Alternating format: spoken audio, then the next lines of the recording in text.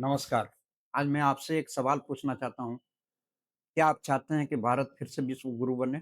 यदि हाँ, तो एक चीज़ करना पड़ेगा वो है चरित्र का निर्माण और वो चरित्र का निर्माण तब होगा जब हम मनु की बात का पालन करेंगे। मनु ने 4 वर्णों की व्यवस्था की। वो 4 वर्ण क्या थे? ब्राह्मण, क्षत्रिय, वैश्य और शूद्र। जब मन ब्रह्ममय होता है, तो उसको हम ब्राह्मण कहते हैं। जब बुद्धि निर्मल होती है और उस सत्य को जान जाता है, तो वो सशक्त हो जाता है, उसे हम क्षत्रिय कहते हैं। और जब चित्त निर्मल होता है,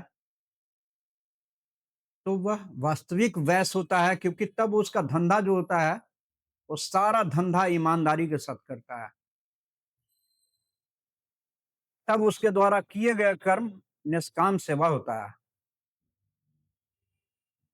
और जब देह भाव से रहित होता है, तो वह शुद्रता का त्याग करता है और आत्म भाव में प्रतिष्ठित हो जाता है। तो मनु का ये 4 वर्णों का व्यवस्था यही था कि ब्राह्मण जो है, जिसका मन निर्मल है वही ब्राह्मण है। क्षत्रिय जो है, जिसका बुद्धि निर्मल हो गई है, वह क्षत्रिय है।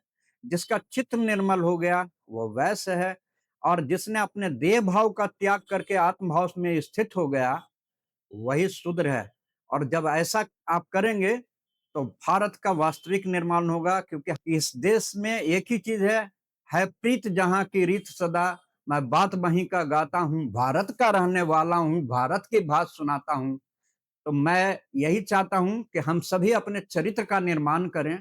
चरित्र का निर्माण ही है अपने अंतःकरण की शुद्धि और फिर 5 ज्ञान इंद्रियों और 5 कर्म इंद्रियों के द्वारा कर्म करें। धन्यवाद।